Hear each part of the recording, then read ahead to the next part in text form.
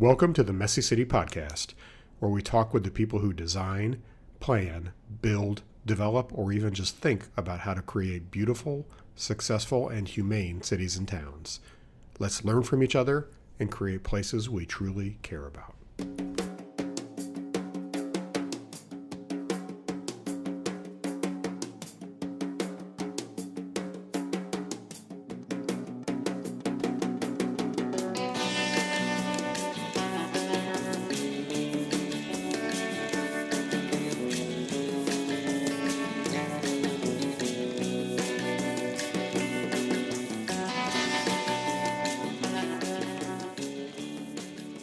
Welcome back to the Messy City Podcast. This is Kevin Klinkenberg.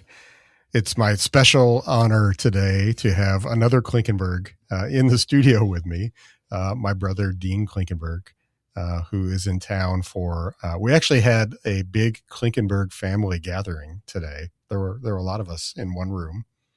There were a lot of us in one room. Yeah. It was nice to see all these extended cousins that we don't get to see very often. I know. We see like once a year. Yeah. Which is, our fault. I don't make enough of an effort, but it's fun to see everybody. That's why we have the reunion. So we're forced to make that time to see each other. That's right. Well, Dean's in town, not just for that, but we wanted to record a podcast. I had promised on an earlier podcast he was going to be on for a new book that he's written that is coming out. When's the official release date? August 25th. August 25th. All right. So we're a little advance of it. When this podcast drops, it'll probably be fairly close to the release date. And I really wanted to have Dean on to talk about this book because I think it has a lot of application to things we talk about here on the podcast all the time. And also just really interesting life advice. And sometimes it's fun to do a show about life advice and just discussion. Like when Cindy and I talked about travel hacking. And I don't know if anybody got anything out of that episode or not, but I did. I did too. And I enjoy sharing war stories and using my family members as guinea pigs to help tell them. So Dean has written a number of books, which I'll mention in a minute. This latest one is called Better Safe Than Sorry. And then the subtitle is Slow Boats, Chicken Buses, and the Radical Choice to Trust the World. And we'll talk about all that shortly, but how many books have you published now? I should know that answer off the top of my head, shouldn't I? But Yeah. I'm going to say 11, but Okay. it might be 12, Yes. might be 10, Right. but it's a few. And they're mostly about the Mississippi River. Yeah, and then there's the 4 mysteries also, which are Right. set along the Mississippi, but they're fiction. Right. That's right. And your professional education was to be a writer. That's right. Of course. Yeah. Well, my professional education finally got put into play for this writing project a little bit more, at least. Sure. I have a PhD in clinical psychology. Yeah. And I worked for 12 years as an academic psychologist where I wrote grants to fund research projects I was interested in. I worked with a team of a couple of other researchers, and we were actually very good at what we did. We secured a lot of grants, a lot of federal grants, a lot of money brought into the university because of us. And I got sick of it. My job sort of transformed into middle management, and I could see the career path was probably upper levels of management as the only steps forward. And I just didn't like the idea of being in a bureaucratic job for the rest of my life. So I wanted to travel. I wanted to get out. Mm-hmm. I'm too restless to sit at a desk day in and day out, even though I write now. Yeah. But you do that for yourself. I do that for myself, and I get out anyway. I have the flexibility to write wherever I want. I'm not stuck to a particular place to do that. Yeah.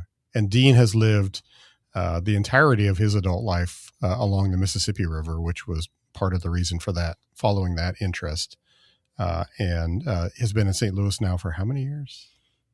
38 years. Good God. In Yeah. St. Louis. Wow. I'm old enough to be in that position to offer, advice on things. That's Because right. I have enough life experience at this point that there is some accumulated experience to comment on. Yeah. Well, I mean, we're old enough to offer advice and have it rejected or ignored. So, Absolutely. which happens to me daily with children. So. Yes. And of course, when we were in our 20s, we took advantage of all the advice older people were willing to give us at that point. Of course. So, I listened to every bit of it. Yes. And then did whatever we wanted. Right. That's right. So I do want to mention, just a little bit about Dean's other books, because especially if you are in the middle of the country, if you have an interest in traveling along the Mississippi River, he has just a number of really interesting books that can help guide your way. 4 travel guides? We'll call it that. Yeah, 4. Yeah. And then a great book about disasters along the Mississippi, which is really fun. You've got what was that? What was the other one that I'm always forgetting besides the novels? Are you thinking of The Wild Mississippi? The Wild Mississippi. Which is kind of put in the category of a guidebook, but it's, yeah.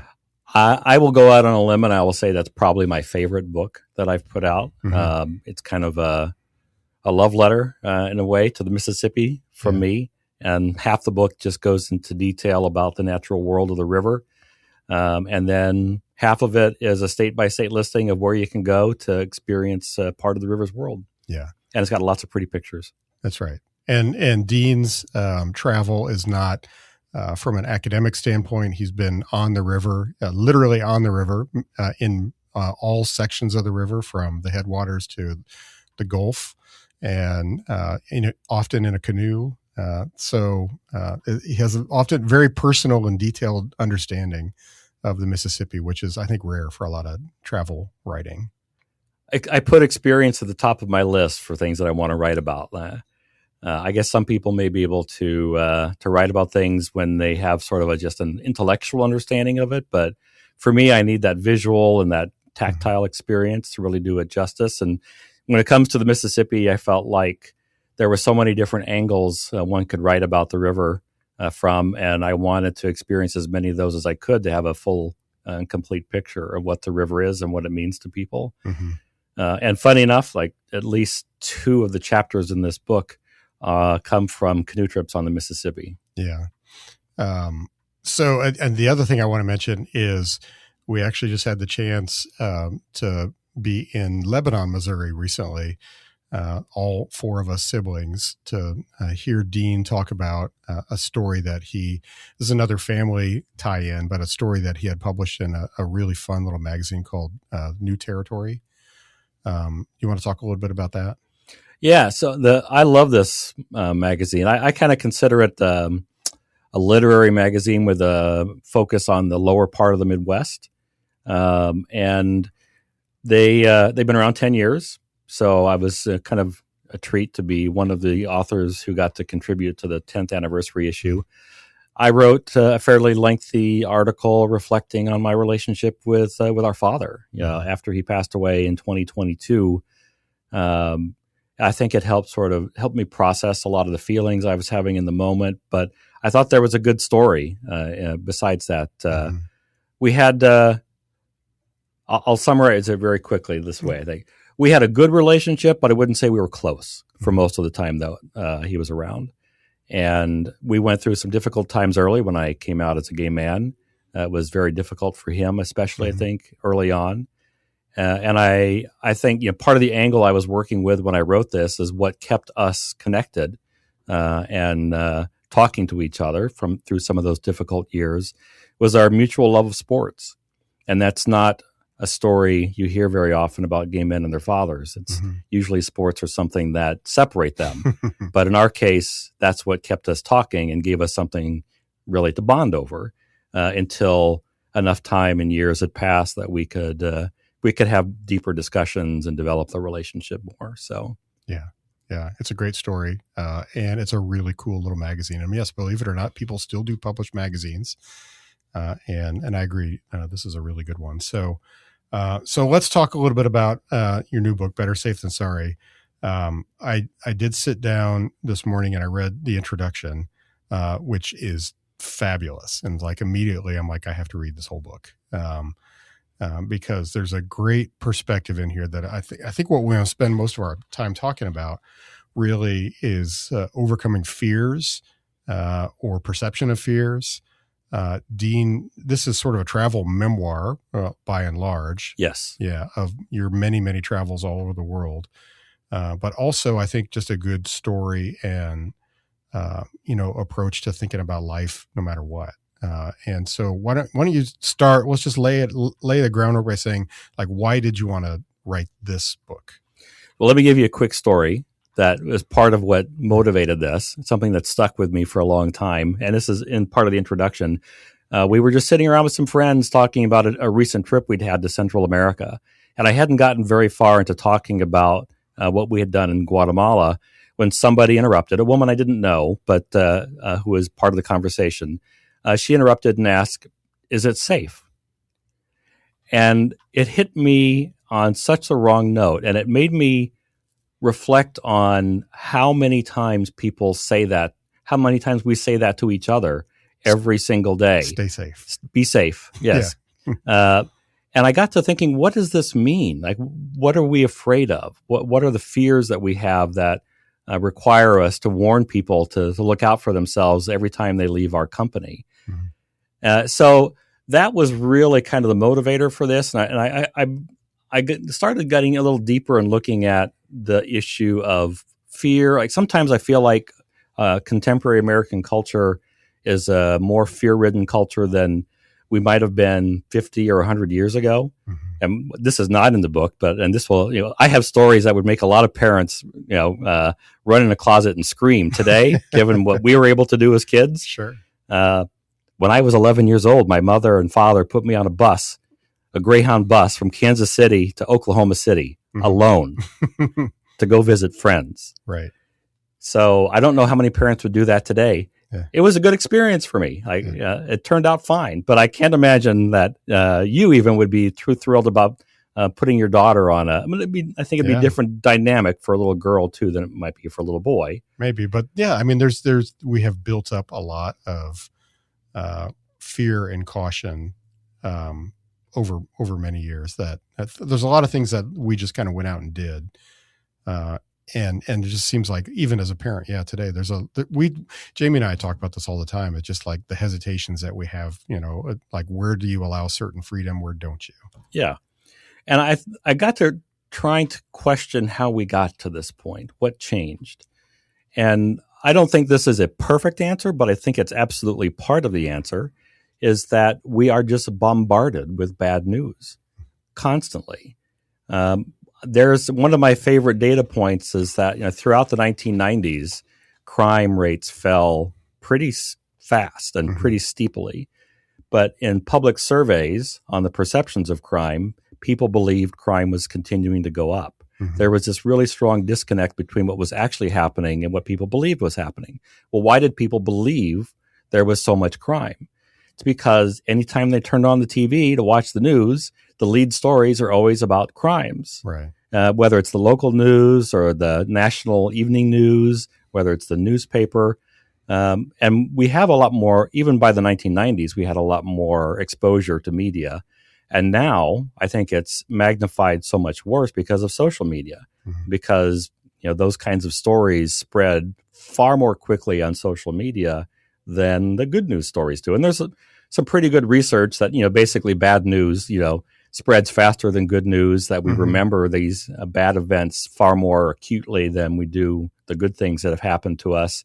So I think fundamentally what's happened is that we have just been overexposed to so much, to so many stories about people doing bad things to each other, that we've lost all perspective on just how common those kinds of things are. Mm-hmm. And that's really what's driving this book. So after the introduction, I don't, it's not an academic book. It's a series of stories. And I chose stories from trips that illustrated this idea that I'm pretty upfront about the fears and anxieties that I carried around, but in most cases, I still went ahead and did things. And this is what happened because of it. And it's overwhelmingly positive. There are all kinds of great things I got to experience because I pushed past that, safety first mentality and went ahead and did things that on the surface might have seemed risky. But in the end, I ended up with some great stories, enough stories to write a book about. And on top of that, though, really help counter the narrative that the world is such a dangerous place. Yeah. There is danger in the world. I don't want to downplay that, but it's not a dangerous world. Yeah. Well, and I think, objectively, we live in, and we're very fortunate to live in an era that we do where most places are, radically safer than it would have ever been historically, and they're easier to access. We're all much more connected. It's absolutely true. Like I said, there is real danger in the world. It's not to minimize the fact that real harm does come. But there are a lot of places that you can go to and visit that really just are. If you didn't know anything about any negative thing about it, you wouldn't even have a feeling that something bad was going on. You've maybe done this as well too, but it's kind of funny how when you approach a place with a blank slate. Yeah. Like when I go to a city in a country that's new to me, I'm far more willing to walk without any sense of direction or checking out every single neighborhood in advance. I'm far more likely to just put one foot in front of the other and start walking around and see what happens. Yeah. I don't do that at home. Yeah. But I know my neighborhood. Like I know places that pose a higher risk to me. Yeah. But I'm more willing to take those kinds of just blind trust steps in places that are unfamiliar. I can't think of a single time anything bad came from that. Yeah. And, you also develop a better, just kind of what we used to call street smarts too. It's an awareness of your surroundings when you just get out and walk around. And if you do that enough, you can develop sort of a sixth sense of when something maybe just doesn't feel right. And you need to reconsider where you are, which really happens I can think in my head, the number of times that has ever happened to me in any city in the U.S. or globally is like maybe 2 or 3 times where I'm like, this feels wrong. I better turn around and go somewhere else. Absolutely. But and this is where I think, our childhood experiences carried over to what we are willing to do as adults. You don't just sort of aren't gifted street smarts. Mm-hmm. Street smarts are something we develop through experience. Mm-hmm. And I'd like to think like the kinds of lives that we were able to lead, were responsible in large part for our ability to do that. And you're right. Like as I was talking about going to places and just walking blindly without worrying about it, I'm reminded that last year around this time we were in Africa and we were in Cape Town for a week. And Cape Town is infamous for crime. Mm-hmm. So I was a little concerned what we'd be able to do there and how dangerous it would be. And I got there and I realized it felt a lot like St. Louis. And that, you have to pay attention to what's going on around you. And there are parts of the city that probably I shouldn't go to. But for the most part, it's fine. And you just pay attention to what's going on around. There was one neighborhood we were in after dinner where things looked like they were starting to deteriorate a little bit after dark. It's like, we should probably walk, quicker and not linger and just get back to our neighborhood. And it was all fine. But it was that street smarts that developed. Yeah. We were kind of paying attention to what was going on. So yeah, I that street smarts, I think that's one of the things that I worry about for future generations is that there's so much that we can only develop through personal experience. Mm-hmm. Street smarts is one, but resilience is another. You can't be resilient if you haven't been through anything difficult. Right. Then you just wilt in the face of tragedy or something difficult. Well, and you mentioned that even in the introduction part where you talked about there have been experiences where something goes wrong. And, this is not just part of traveling, but just part of life. There's always going to be things that you anticipated to happen. They don't happen or something goes terribly wrong. And it's really about how do you react to that? Yes. And then what happens on the backside of it. And I think you talked about that in almost every one of those cases where something really went spectacularly wrong. Maybe you missed a train, you ended up in a city way too late where there's not much open. You always had a good experience on the backside of that anyway. Yeah, and I'm not going to say that it would end up well, right? Like that would be ridiculous to believe it's always going to turn out fine. This is not a clinical definition, even though I'm a clinical psychologist and I'm qualified to make clinical definitions.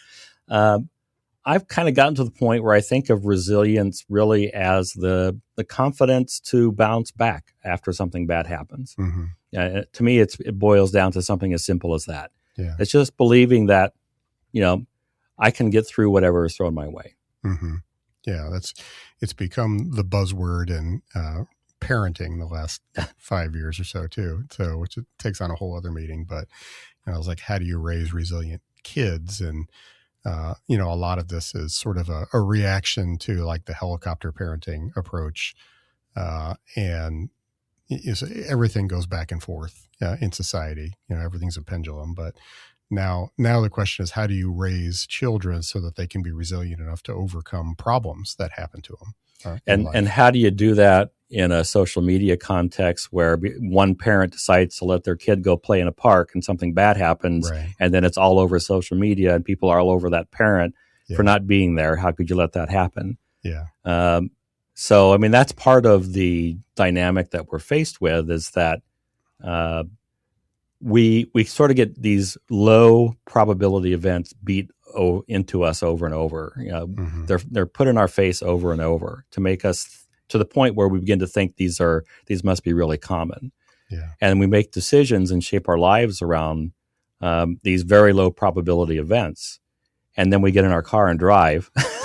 Yeah. Okay. And we don't think about the risk we're putting ourselves and our family at by driving, right. which is probably the single riskiest thing we do day to day in our lives. Yeah. Yeah. No kidding. Yeah.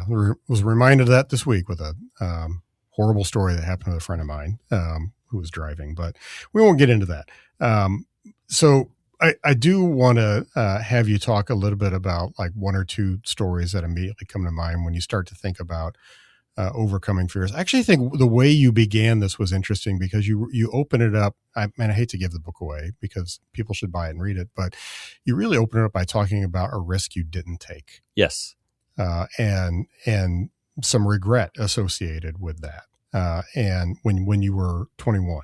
And what if you talk a little bit about that? Sure. It's at the beginning of the chapter, so it's okay to give it away. So it's not a crucial plot point that comes out later. When I was in college, I was a psych major and I had a French minor. And I think around my junior year, I got accepted into a study abroad program.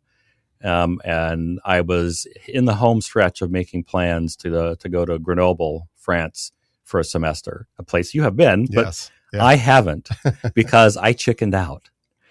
As the time got closer, I was filled with all kinds of anxieties and fears about going there alone, doubting my ability to speak French, feeling like I was going to be exposed as a fraud when it comes to a language student, and just generally not having any confidence in my ability to manage the day-to-day challenges of living in a country where I don't speak the primary language. So I canceled the trip. I didn't go. And I wouldn't say I have a lot of regret per se. I've wondered at times how my life might have been different if I'd gone. Like maybe I would have never come back from Europe. It's possible. I might have just stayed there. I might be, in Bordeaux sipping wine and writing reviews of thick red wines at this point. But it didn't happen. And it took a while, but eventually I began to see that that was a pattern in my life, especially in my 20s, where there were opportunities to do things I was passing on because I was afraid for one reason or another. And oftentimes it just came down to I was afraid I was going to fail. But sometimes it was a little more complicated than that. But a lot of it just boiled down to that.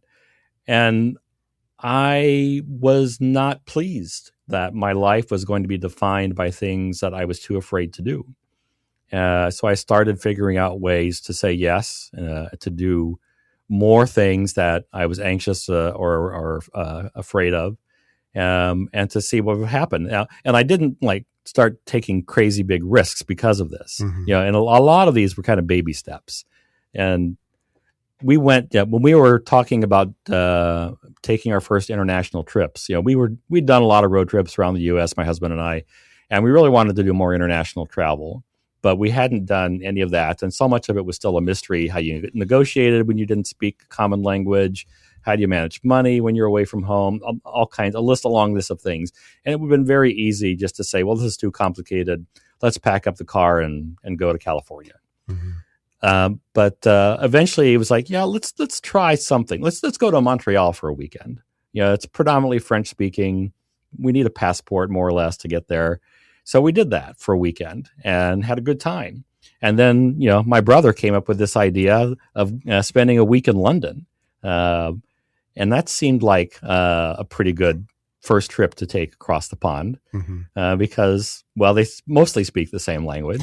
Mostly. Yeah. We figured we could probably understand how to get around and how to manage things there.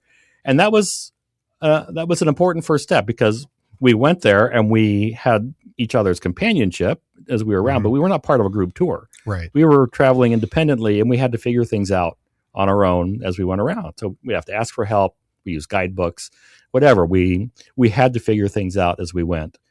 And that was a really good experience. And I think we got more confidence from that in our ability to travel internationally. Yeah.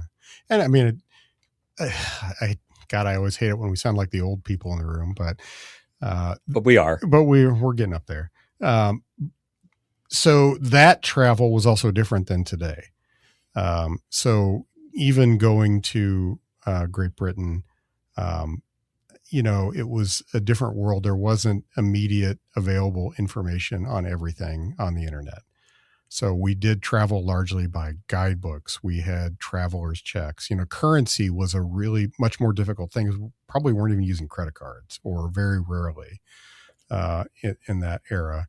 I remember it wasn't, that was still the era where you carried a lot of film with you. Yeah. With your camera, right? Because it was still before a lot of digital cameras. And, it wasn't, it was also still the era that was before the EU. So if you were traveling to Europe, my first European trip was 1987 as part of a high school trip. So that was a group trip. But we still, we had to get stamped at every country, traveling around Europe, and you had a different currency in every country. And a lot about it was much more complicated and confusing. It was also kind of, in a weird way, it's probably more fun. I hate to say. I think it was. I think there was less sameness globally.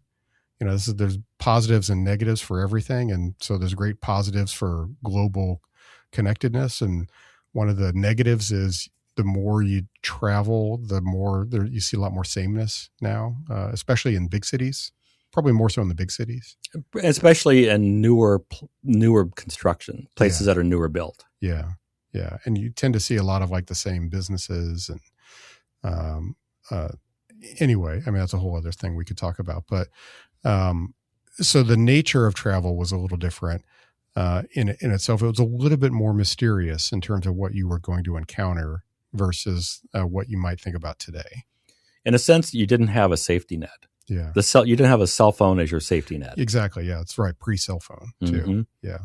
Yeah. Cause I don't think I had a cell phone until I was not an early adopter. So it was 2000, 2001 or so before I had one.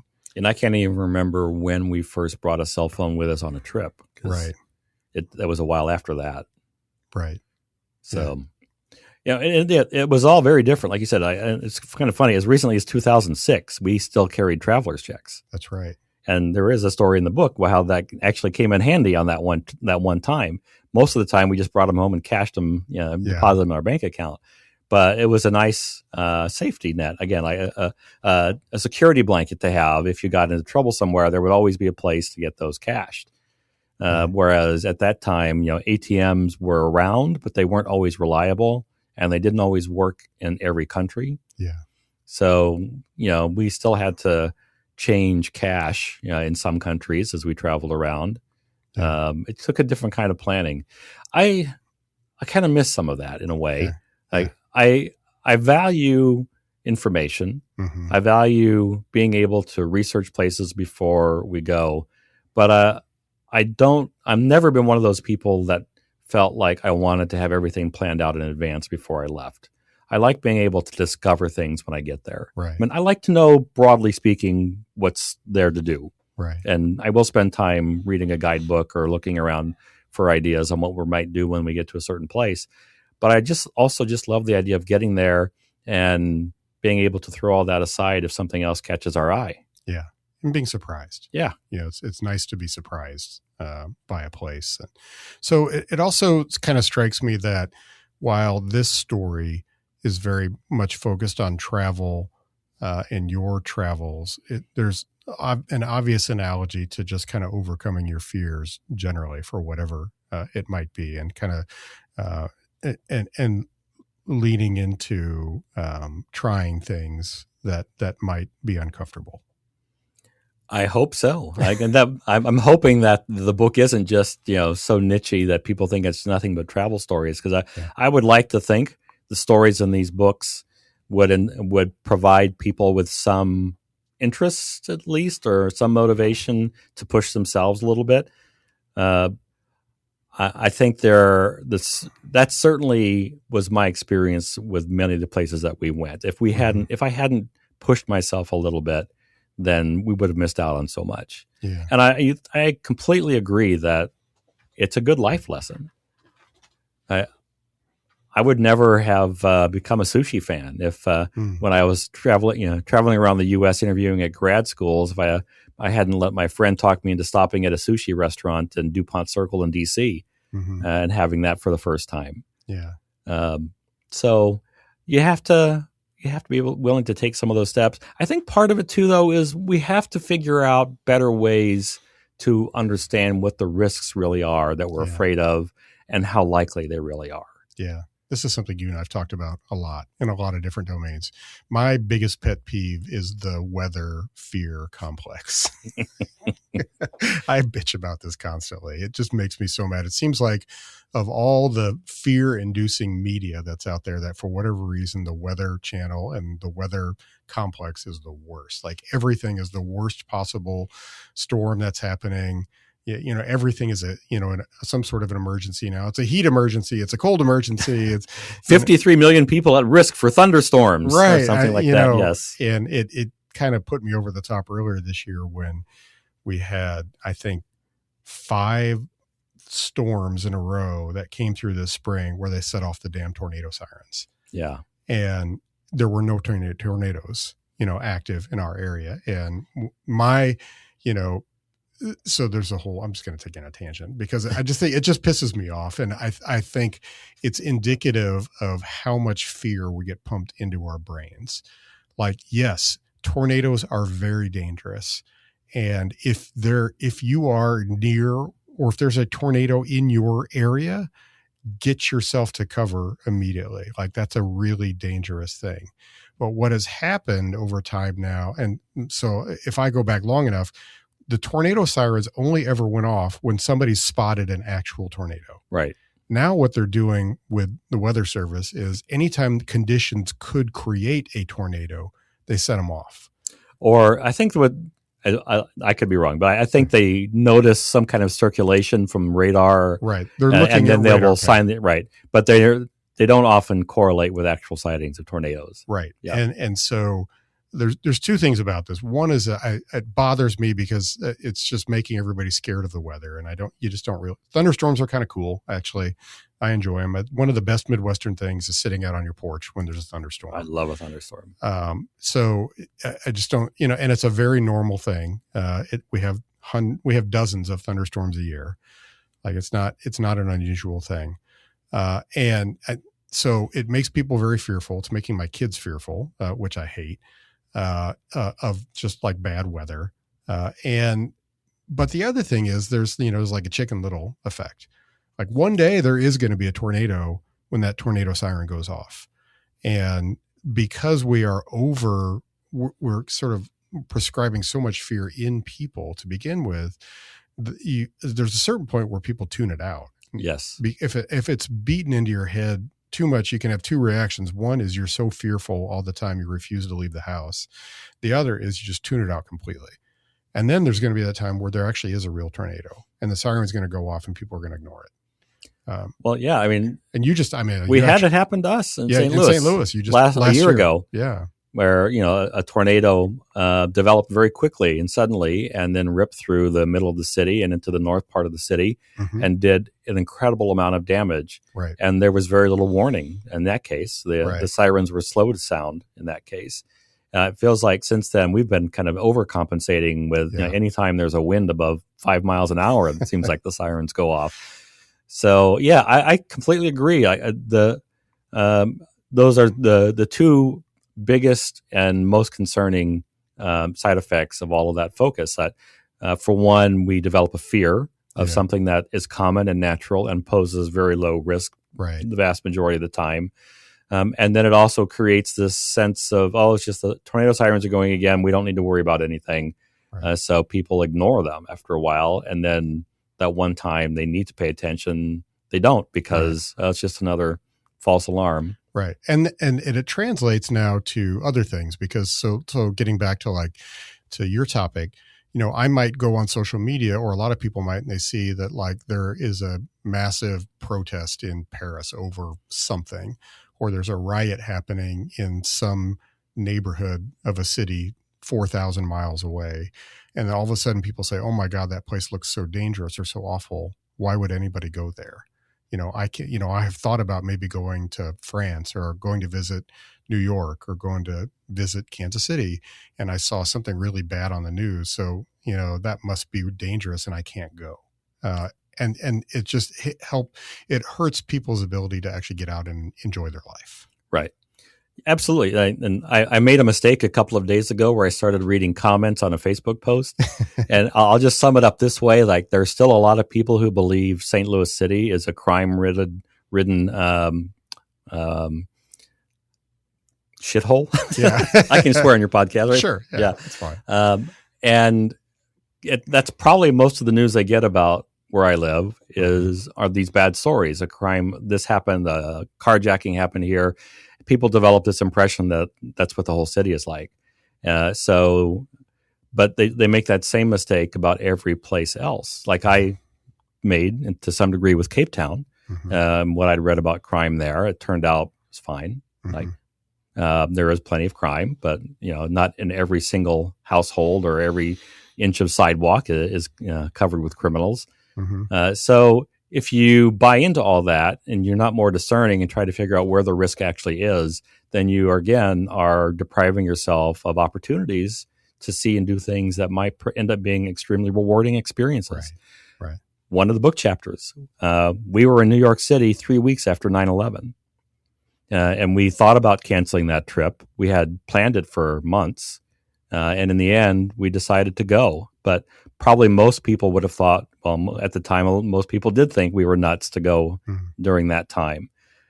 It was a really moving experience in so many ways. And I kind of feel like we were doing our little bit to help people heal and move on a little bit too, by being there and providing some small sense of return to normalcy, but also having people to talk to that weren't from there.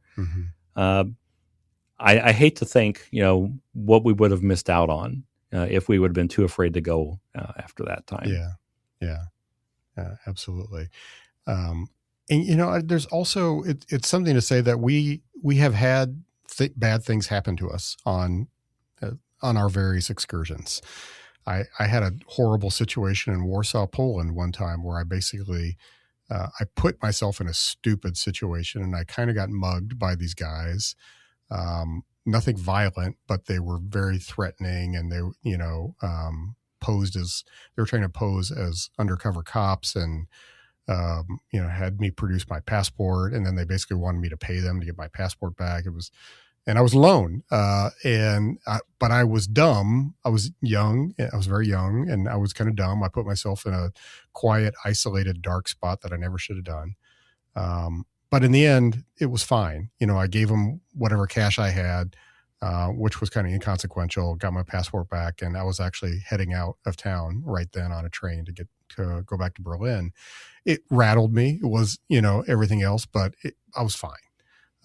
We had an experience together when we were traveling with our sister when she had her passport stolen on a subway. Right. And credit cards. Yeah.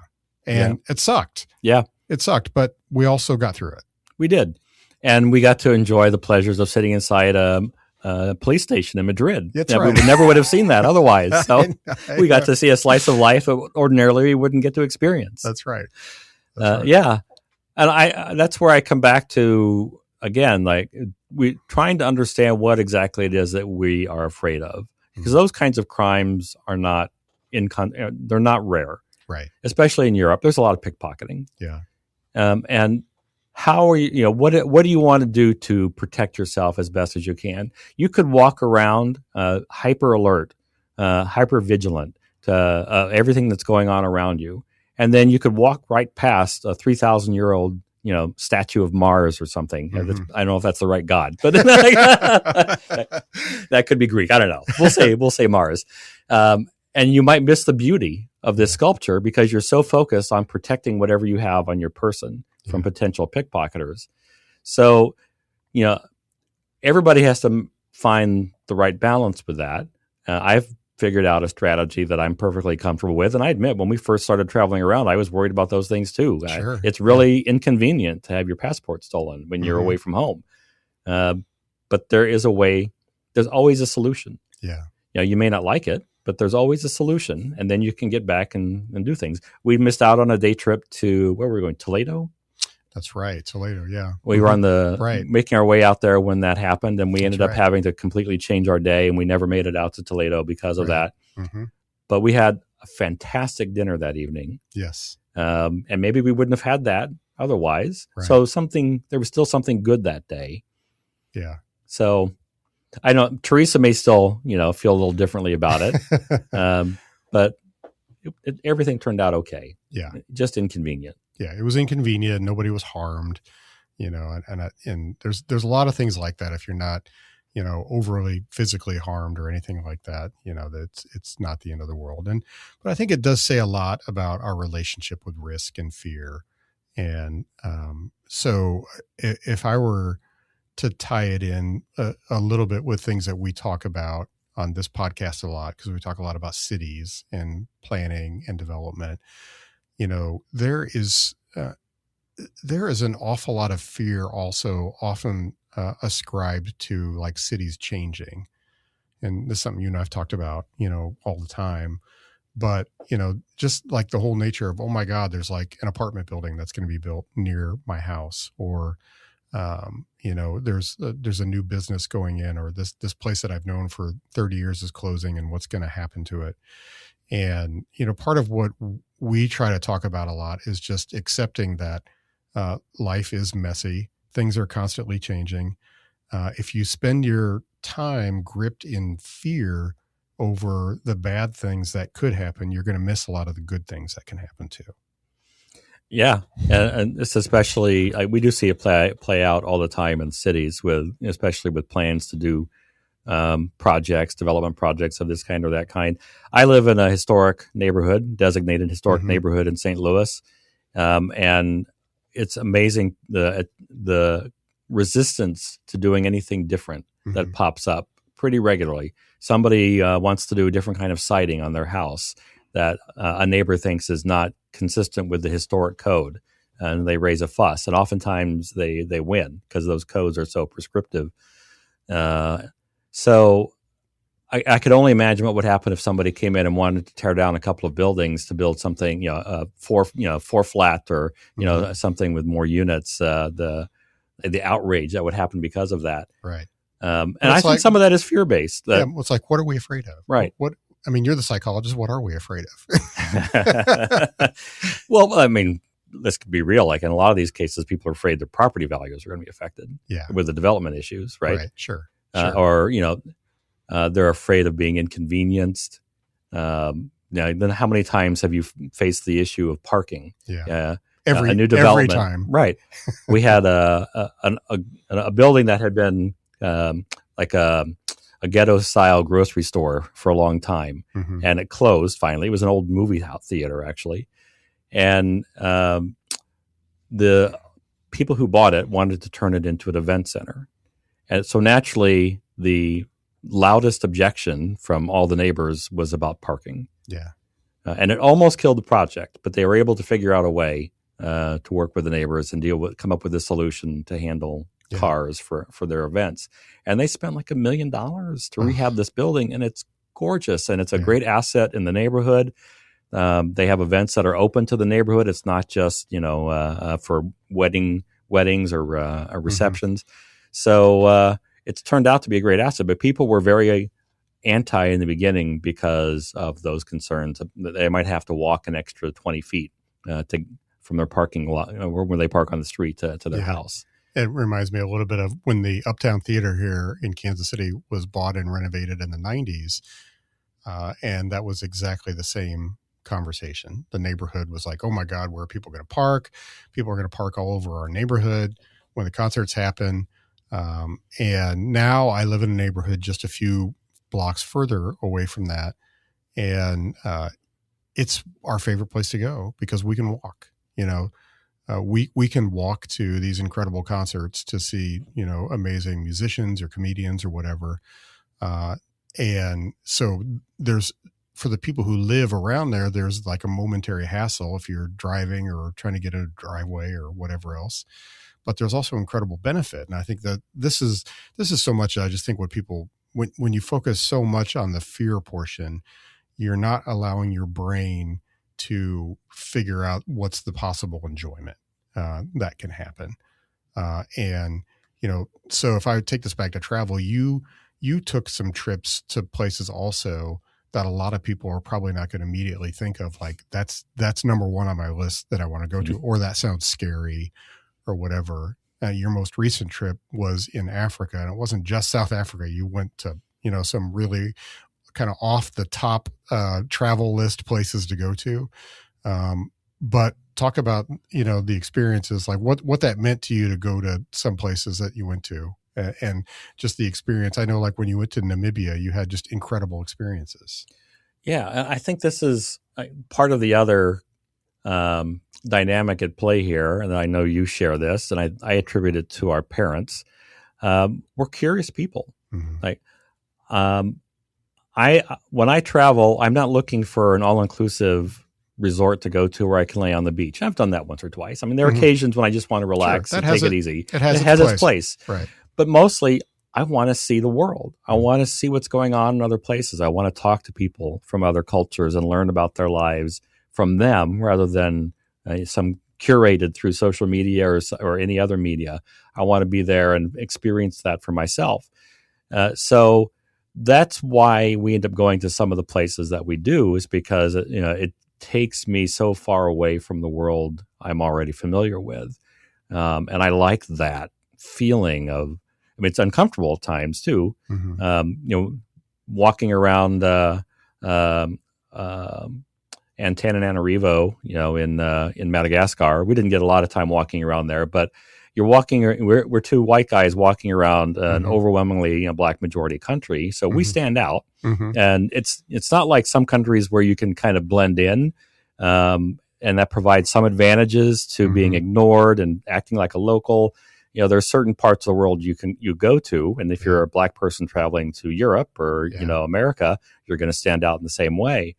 You have to travel differently then and be prepared for drawing some attention, and that's not always a bad thing. Like, it can lead to conversations, it can lead to interactions with people. Mm-hmm. So those are some of the things, some of the fears and anxieties that can come up in those experiences. But for me, the curiosity ultimately wins out, and I get to see places that most people I know would never go near. Mm-hmm. But because of that, I get to have a fuller and richer experience of this planet, life on this planet, of the different cultures on this planet.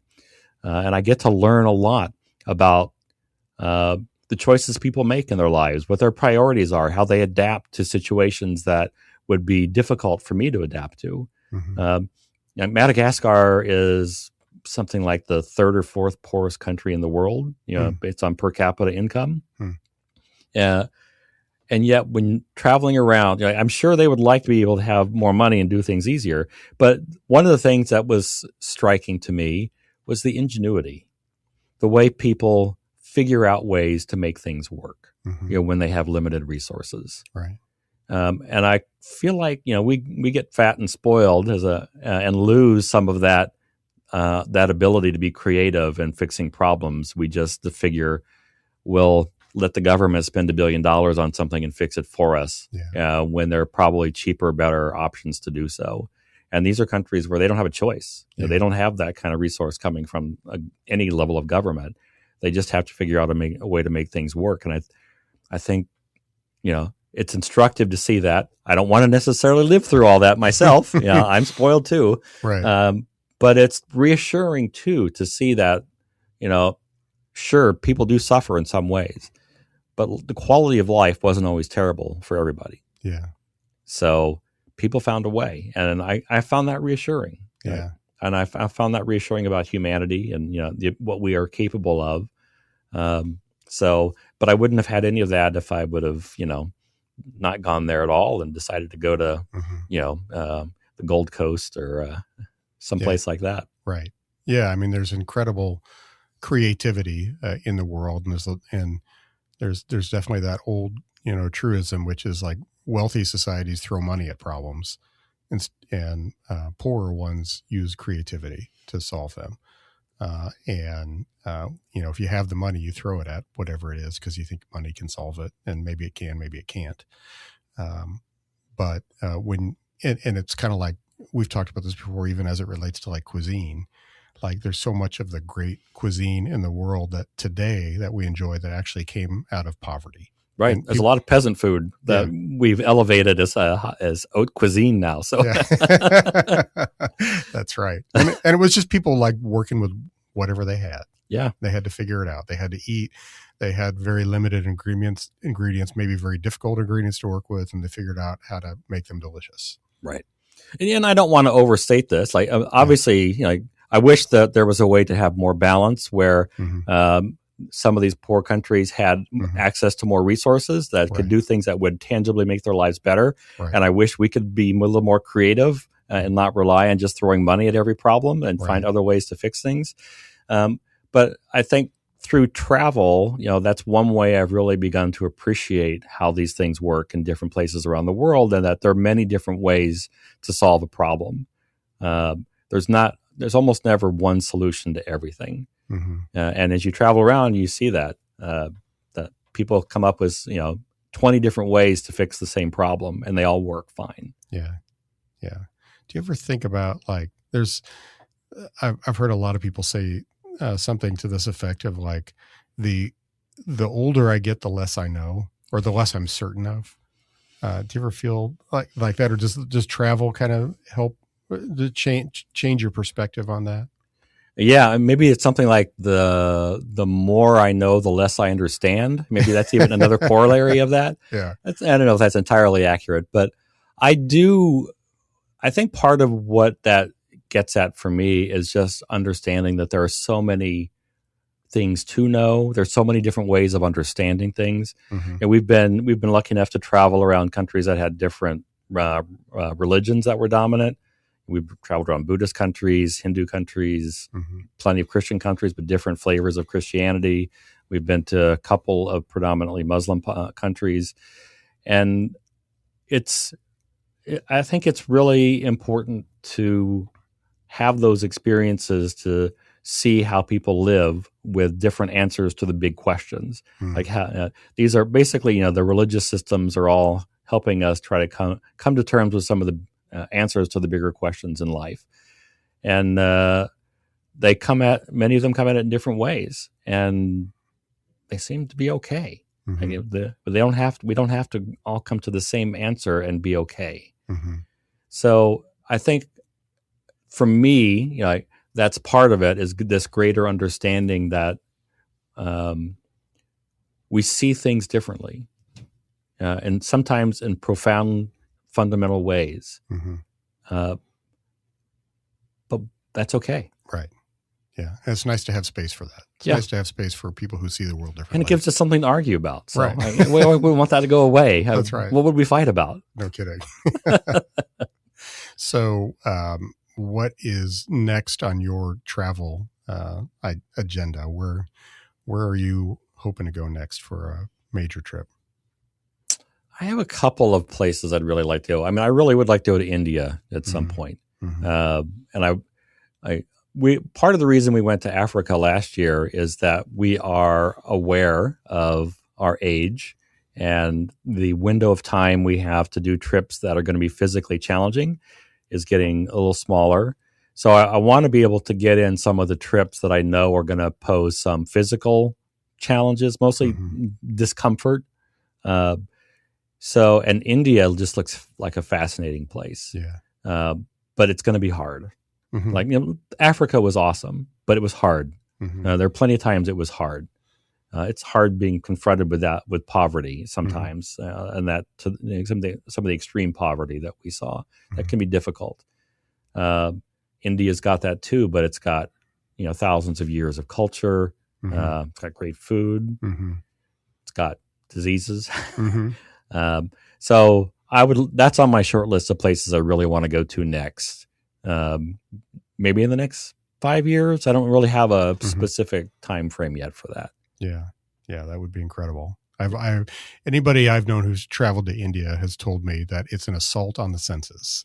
Yes, and you have to. That's the main thing you have to be prepared for, and that it takes a while to get accustomed to it. Yeah, you need at least a week or so before you really get into a routine and figure out how to manage that assault, I think. Right. And I would really want to be someone who goes there and is able to eat a lot of the street food. So I would really need to figure out ahead of time, like, what do I need to do to get my body ready for that? Right. So that my body doesn't just like reject everything immediately. And just accept that probably that's going to be part of the trip. You're going to probably lose a couple of days to getting sick. That's likely to happen. It seems like that happens to us on every trip. There's like a day somewhere in there. I know when we went to Ireland, a year and a half ago, I guess that was, or 2 years ago, we had a day that was a lost day, just with some food issues and everything. And that's not someplace where you would expect that to happen. But, right. It can happen anywhere. Yeah, it can. What's on your short list? God. I don't know. Mine. It's also discombobulated right now because we think about places that work well for kids too. It would be different if we were just thinking about two adults. And then since we've got the kids in a French language school, we have been thinking a lot more now that they're getting a little bit older about maybe French speaking places. So we may actually keep it a little bit more close by. We're talking about going to Quebec, go to Montreal, hit a French speaking country. They are at our school, after they finish the seventh grade, the seventh graders all go spend a week living with a family in France. And it's really common when that happens that a lot of the parents then will go, visit and spend some time traveling with them. So we will probably have a European trip coming up when that happens. So with Alice, what's 3 years from now. So that's going to be a little ways. I don't know. Top of my wish list has always been Machu Picchu. And so I just got to figure out a way to go there, but I just don't think that's a trip with the kids. I think that's a trip we're gonna have to figure out a window of time to take on our own, and it's probably a 2-week trip because I just don't know how we go do everything we want to do in Peru for much less than 2 weeks. Yeah. I think we were there 10 days in Peru, and it was basically just Machu Picchu, Sacred Valley, and a few days in Lima, and that was it. Yeah. I mean, there's a lot to see in Peru. There really is. But you also have to allow time for your body to adjust to the elevation. Probably would be a good trip as they got older. Like they could be mid to late teens, and I think they would probably get a lot out of that kind of a trip. Yeah, that's probably true. So for now, we're probably going to keep it more local, more in the U.S. I have been asking you and our sisters questions about how we traveled growing up because I'm really interested to see about, how can we throw the kids in the car and do 2 weeks driving around, seeing the national parks, seeing stuff in the country like we did, because those were always really fun trips for me. And I would like to do some of that. Yeah, that would be awesome. A couple weeks. Yeah, it's funny because my memories of those trips are less about the details of how we did it, and partly just the fact that we did it. Pretty much every summer we went somewhere. We'd pack up the car and go somewhere for a week or 2 weeks, and that's the part that lingers in my memory. I do remember a few details here and there that maybe I can help you piece things together too. But I still love a good road trip. Yeah. I don't like, it's crazy because I don't really like driving anymore. Yeah. I'm kind of sick of driving, but I do love a good road trip. Yeah. Well, you've done a lot of driving too, especially with your books on the Mississippi. I've done a fair share. Yeah. Yeah. So we've done about an hour. I suppose we should wrap it up. Dean, for anybody listening, where do you want to tell them to go to find the book or your other books? Probably Instagram and Facebook are the best at the moment. On Instagram, I think I'm at Dean Klink. And then on Facebook, just look up Mississippi Valley Traveler and you'll find me there. And that's probably the best place. There's also, I'm in between social media marketing. I'm about to create a couple of new social media profiles going forward because I'm really changing my focus on writing in general. And I'm going to be doing historical fiction going forward. Yeah. So there's going to be like a couple of new social media profiles really focused more on fiction and non-Mississippi River stuff because so much of my social media right now is heavily focused on the Mississippi. Right. But those would be the best places for now. My website, deanklinkenberg.com, also a good place to go.